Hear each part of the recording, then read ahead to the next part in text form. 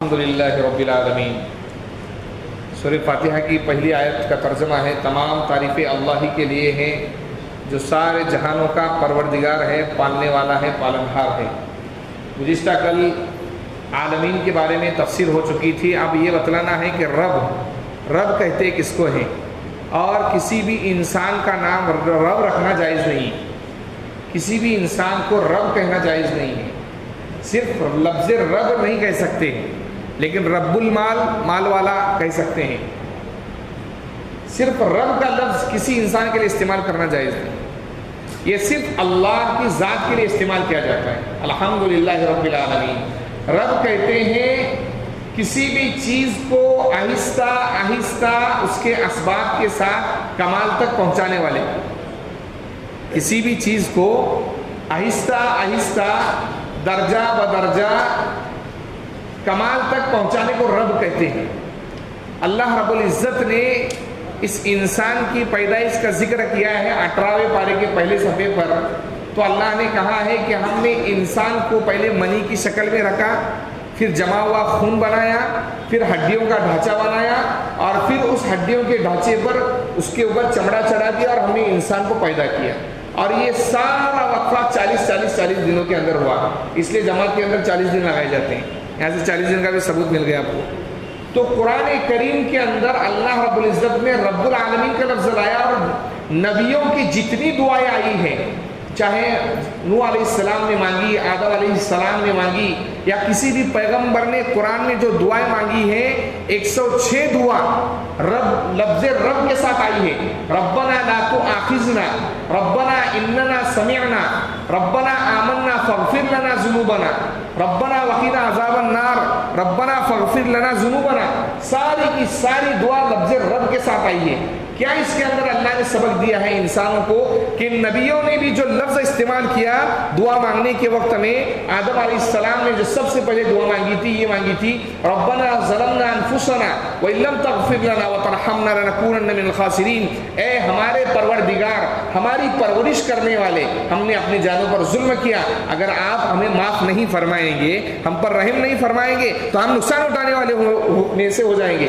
حضور اکرم صلی اللہ علیہ وسلم کی دعاؤں پر غور کریں گے تو لفظ رب کا لفظ آیا ہے۔ کیوں آیا ہے؟ ساری انسانیت کو اللہ یہ سبق دینا چاہتے ہیں کہ کسی بھی چیز کو اگر سدھارنا ہے، کسی بھی چیز کو اگر اچھا بنانا ہے، تو ڈائریکٹ اچھا نہیں بنا سکتے، آپ ڈائریکٹ اچھا نہیں بنا سکتے۔ مدینے کے اندر شراب، پہلے اسلام میں اللہ نے جو آیت اتاری وہ یہ اتاری کہ یہ لوگ شراب کے بارے میں آپ سے پوچھتے ہیں، آپ ان سے کہیے کہ شراب میں فائدہ کم اور نقصان زیادہ ہے، شراب میں فائدہ کم اور نقصان زیادہ ہے، یہ پہلے آیت اتاری۔ اب کچھ لوگ جو شراب پینے کے عادی تھے وہ تو اس سے ہٹ گئے، تھوڑے دنوں کے بعد پھر اللہ نے آیت اتاری یا ایھا الذین آمنوا انما الخمر والمیسر، یہ ایمان والو شراب شیطان کے کاموں میں سے، اس وقت شراب حرام ہو گئی۔ تربیت کرنے کا انداز آج ہمارے اندر اللہ نے جو ہمیں لفظ رب سے جو اللہ بتانا چاہتے ہیں، یہ بتانا چاہتے ہیں کہ یہ انسان، میں بھی جب کسی چیز کو پیدا کرتا ہوں تو آہستہ آہستہ پیدا کرتا ہوں، تو جب کسی کی تربیت کرنا چاہے اس کو آہستہ آہستہ ڈھالنا چاہیے۔ ڈائریکٹ اگر آپ کسی پر حکم مسلط کرتے ہو، وہ آدمی اس حکم کو نہیں مانے گا، آپ سے نفرت کرے گا، آپ سے نفرت کرے گا۔ حضرت جی مولانا الیاس رحمۃ اللہ علیہ کے زمانے کا واقعہ ہے، ایک نوجوان جو داڑھی نہیں رکھتا تھا، داڑھی نہیں تھی اس کو، مولانا الیاس رحمۃ اللہ علیہ کی خدمت میں آ کر پیر دبایا کرتا تھا، کئی دن پیر دبائے اس نے۔ اب مولانا الیاس رحمۃ اللہ علیہ، دیکھیے ہمارے نبی نے یہ طریقہ سکھایا ہے کہ پہلے اپنی محبت پیدا کرو، پھر اس کے بعد حکم کرو۔ پہلے سامنے والے کے دل میں اپنی محبت پیدا کرو، پھر آپ کوئی حکم دیں گے تو اس کو دشواری نہیں ہوگی۔ اس لیے جن لوگوں نے یہ کہا کہ ہم اسلام پر پورے عمل کرنے والے ہیں، تو اللہ نے انہیں کیا کہا؟ تیسرے پارے کے اندر سورہ آل عمران کا 4واں رکوع ہے، اللہ نے کہا قل ان کنتم تحبون اللہ، اگر تم اللہ سے محبت کرتے ہو تو رسول نے جو کہا ہے اور رسول کی محبت کرنا شروع کر دو۔ رسول کی محبت کریں گے تو رسول جو بات کہیں گے پھر اس کے ماننے میں دشواری نہیں ہوگی۔ اس لیے محبت پہلے پیدا کرنا چاہیے۔ مولانا الیاس رحمۃ اللہ علیہ نے اس کو کہا کہ بھائی نوجوان ہو تم، گاڑی رکھو، اتنی بات کہی بس. اور دوسرے دن سے وہ غائب. دوسرے دن سے ایک دن ہو گیا، 2 دن ہو گئے، مہینہ گزر گیا. مہینے کے بعد وہ دوبارہ آیا،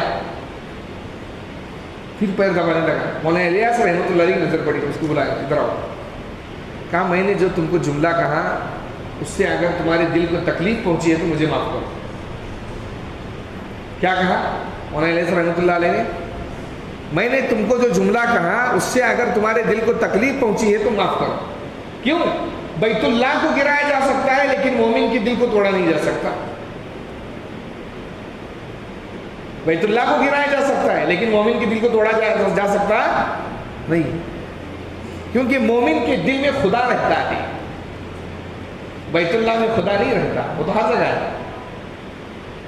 بیت اللہ میں خدا نہیں رہتا، وہ تو ہر جگہ ہے. موسیٰ علیہ السلام نے سوال کیا تھا کہ اللہ تعالیٰ مجھے جنت بتائی، موسیٰ علیہ السلام کو جہنم بتائی. پھر کہا کہ لوگ پوچھ رہے کہ آپ رہتے کہاں ہیں؟ تو کہا میں ہر مومن کے دل میں رہتا ہوں. جب مولانا الیاس رحمۃ اللہ علیہ نے یہ کہا اس کو تو اس کے آنکھوں سے آنسو آنے لگے. کہا کہ حضرت میں کسی مجبوری کی وجہ سے آپ کی خدمت میں نہیں آیا.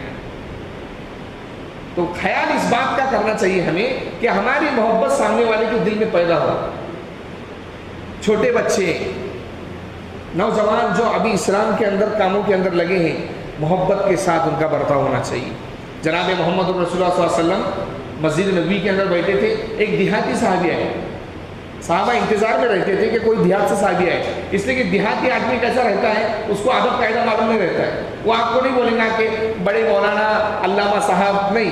وہ بتائیے کیا ہے مسئلہ، سیدھا ڈائریکٹ پوچھیں گا آپ کو. وہ کوئی ادب اکرام نہیں کرے گا. وہ آیا، دیہاتی صاحب آئے اور مسجد نبوی کے کونے میں بیٹھ کر پیشاب کرنا شروع کر دیا. سارے صحابہ مارنے کے لیے دوڑے اٹھے. تو حضور نے روکا، ارے بھائی ادھر آؤ، اس کو پیشاب کرنے دو. پیشاب کیا اس نے پیشاب کرنے کے بعد کہا اب ادھر آؤ، بلایا. پھر ایک صحابی کو کہا کہ جاؤ اور پانی ڈال دو اس پر، اس جگہ پر پانی ڈال. کہاں پر پیشاب کیا ہے صحابی نے؟ مسجد کے اندر پیشاب کیا. مسجد کے باہر نہیں، مسجد کے اندر. اور مسجد نبوی جس کے اندر ایک نماز پڑھنے کا ثواب 50,000 نمازوں کے برابر ہے. اور پھر کہا کہ مسجد اللہ کا گھر ہے، یہ گندگی پھیلانے کی جگہ ہے. بس اتنی بات کہی، اتنی بات کہی. اور کہا کہ وضو کر کے آؤ. اب حضور صلی اللہ علیہ وسلم نماز پڑھ رہے، نماز ہو گئی تو زور سے ہاتھ اٹھائے. وہ دیہاتی صحابی تھے. کہا اللہ میری اور محمد کی مغفرت فرما، باقی کسی کی مت فرما. کیا مانگا اللہ سے؟ کہا اللہ میری اور محمد کی مغفرت فرما، باقی کسی کی مت فرما. یعنی نبی اکرم صلی اللہ علیہ وسلم کے اتنے برتاؤ سے ایسی محبت بیٹھی کہ صرف میں اور محمد. تو پھر حضور نے کہا بھائی اللہ کی رحمت کشادہ ہے، جتنوں کی مغفرت مانگنا چاہو مانگ سکتے ہو. ہم بھی چھوٹے بچوں کی تربیت، ہمارے یہاں کیا ہو رہا ہے، ہم بچوں کو جانوروں کی طرح پال رہے ہیں. معاف فرمائیے، الفاظ سخت ہیں میرے. جانور کی طرح پالتے ہیں ہم. جیسے ایک چھوٹی بکری کا بچہ ہے، اس کو بڑا کریں گے ہم، ویسا یہ بس ہمارا. ہم کبھی بیٹھ کر اپنی اولاد کے ساتھ دوست والا معاملہ نہیں کرتے.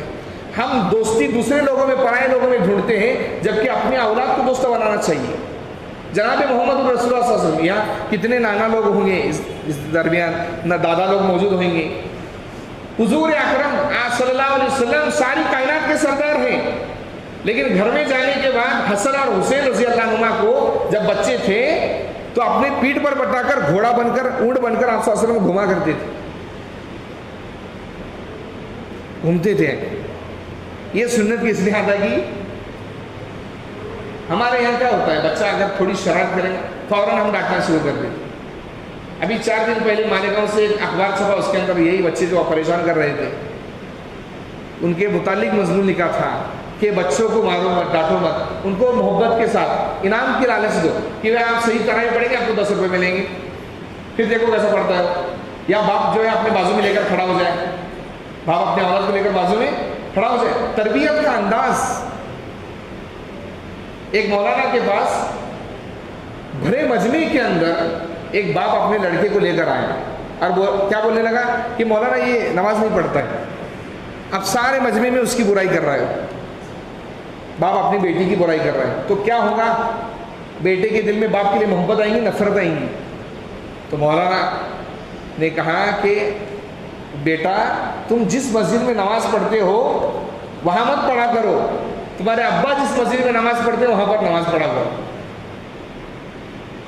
وہ بچے کو شرمندگی بھی نہیں ہوئی اور وہ نمازی بھی بن گیا, کیونکہ اگر اس کو ڈانٹتے تو کیا ہوتا تھا, وہ نماز ہی نہیں پڑھتا تھا. اس لیے جناب محمد رسول اللہ صلی اللہ علیہ وسلم نے تربیت کے انداز سکھلائے اولاد کے ساتھ کیا کرنا. ایک مرتبہ آپ صلی اللہ علیہ وسلم خطبہ دے رہے جمعہ کا, اور حضرت حسن اور حضرت حسین چلتے آئے, چھوٹے بچے.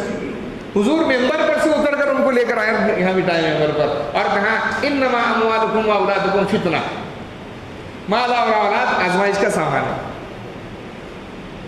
مال اور اولاد آزمائش کا. ایک مرتبہ آپ صلی اللہ علیہ وسلم نماز پڑھا رہے, تو نماز پڑھا رہے صحابہ, حضرت حسن پیٹھ پر بیٹھ رہے. جب سجدے سے آپ سوچے اٹھ رہے تو حضرت حسن اور حضرت حسین کو سائڈ میں اٹھا کر رکھ پھر کھڑے ہو جاتے. ہمارا جیسا کوئی رہتا تو وہ اٹھا کے پھینک دیتا ادھر ہی. تربیت محبت کے انداز میں. آج جو ہے نا ماں باپ کا رونا جو ہے نا, اولاد میری بات نہیں سنتی اس لیے کہ ہم بچپن میں ان کو محبت والا ماحول نہیں دیتے. ورنہ پہلے کے بزرگوں, پہلے کے جو ماں باپ تھے, کبھی ان کو دیکھو کہ ماں باپ کے انتقال کے بعد اولاد کئی مہینوں تک رویا کرتی تھی, غم مناتی. آج صبح میں باپ پر آئے تو شام میں ہنسنا, بیٹا ہنسنا شروع کر دیتا, کوئی غم نہیں. محبت کی کمی, محبت کی کمی. اور یہ محبت پیدا ہوتی ہے تربیت کرنے سے. اس لیے اللہ نے الحمدللہ رب العالمین کے اندر رب کا لفظ لایا. رب کی تربیت محبت کے انداز میں ہونا چاہیے. سختی کے انداز میں کسی کی آپ تربیت نہیں کر سکتے. اس لیے اپنی اولاد کو جب بھی حکم دے تو ایسا نہ کہیں کہ بھائی وہ جا کر لے کر آؤ. نہیں بیٹا, تمہیں چاہیے کہ وہ کام آپ کرو, چاہیے کہ وہ کام آپ کرو. اس لیے کہ اس وقت ماں باپ کی نافرمانی بھی نہیں ہوگی, بیٹا گنہگار بھی نہیں ہوگا اور کام بھی ہو جائے گا. بیٹا گنہگار بھی نہیں ہوگا اور کام ہو جائے گا. آج ہمارا حل کیا ہے, ہم گھر میں جب جاتے ہیں تو یاد رکھنا چاہیے کہ ہمارا رب کون ہے, اللہ تعالیٰ. اس نے ہم کو بنایا. ایک عجیب بات لکھی علامہ تھانوی رحمۃ اللہ علیہ نے. ایک آدمی نے کہا کہ میں جب گھر میں جاتا ہوں تو سب خاموش ہو جاتے ہیں. بولے میں شیر ہوں. کیا بولا اس نے علامہ تھانوی صاحب کو کہ میں شیر ہوں, میں جب گھر میں جاتا ہوں تو حضرت نے کہا تو درندہ ہے. اس لیے کہ جب درندہ آتا ہے, شیر آتا ہے, تو سارے لوگ کیا ہو جاتے ہیں, چھپ جاتے ہیں ادھر ادھر, یہ ہم کو پھاڑ نہیں ڈالیں گے. آپ صلی اللہ علیہ وسلم نے حدیث میں فرمایا تم میں سب سے بہترین انسان وہ ہے جس کے اخلاق اچھے ہوں, اور تم میں سب سے بہترین آدمی وہ ہے جو اپنی بیوی کے ساتھ اچھا سلوک کرے, بیوی کے ساتھ اچھا سلوک کرے. حضور اکرم صلی اللہ علیہ وسلم کائنات کے سردار گھر میں جاتے تھے تو شوہر کی حیثیت سے, شوہر کی حیثیت سے. آپ صلی اللہ علیہ وسلم کھانا جس برتن میں کھا رہے ہیں اپنی بیوی کو لے کر کھا رہے ہیں. ہمارے مزاج تربیت کا فقدان ہے. تربیت کا باب بہت بڑا ہے.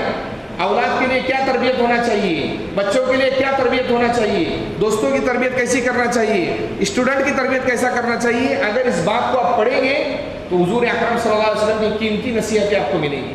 اس لیے جب بھی اگر کوئی بگڑا ہوا انسان ہے تو آپ ڈائریکٹ حکم مت کرو اس کو, آہستہ آہستہ اس کو اگر کام کرائیں گے آپ تو تربیت کا انداز بھی آئے گا اور وہ سیدھے راستے پر بھی آ جائے گا.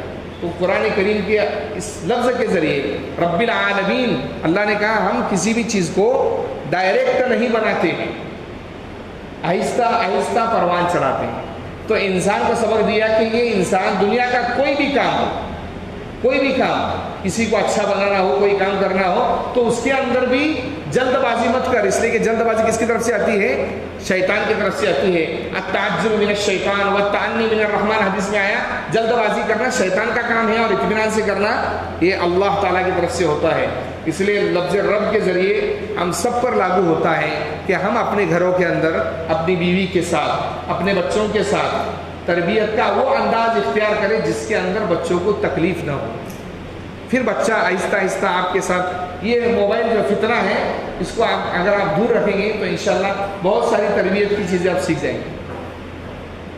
تو قرآن کریم کی پہلی آیت، اس کے اندر اللہ نے جو اپنا نام بتلایا رب، اس کے ذریعے اللہ یہ کہہ رہے ہیں کہ کوئی بھی کام کرو تو اس کے اندر کمال تک پہنچنا ہے، اوپر تک تو آہستہ آہستہ کرنا ہے۔ امید ہے کہ اللہ ہمیں عمل کی توفیق عطا فرمائے۔ سبحان اللہ وبحمدہ، سبحانک اللہم وبحمدک، اشہد ان لا الہ الا انت، استغفرک واتوب الیک۔